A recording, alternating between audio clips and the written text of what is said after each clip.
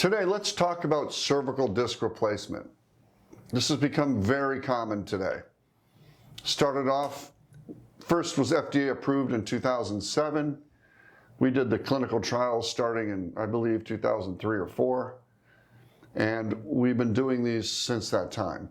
Now we have 9 discs that are FDA approved for the cervical spine. 3 are already obsolete. There are 6 currently on the market and more coming. Each disc acts a little differently.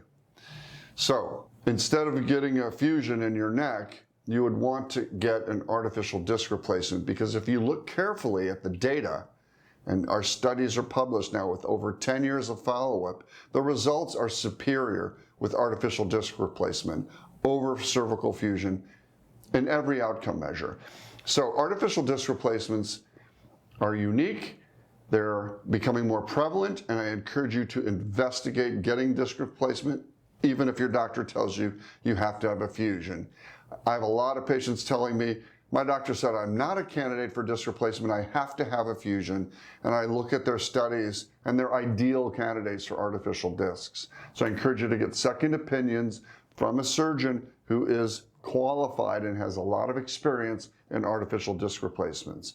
It can preserve mobility, motion, reduce your pain, and prevent future surgeries. I hope that helps you today. We'll talk soon.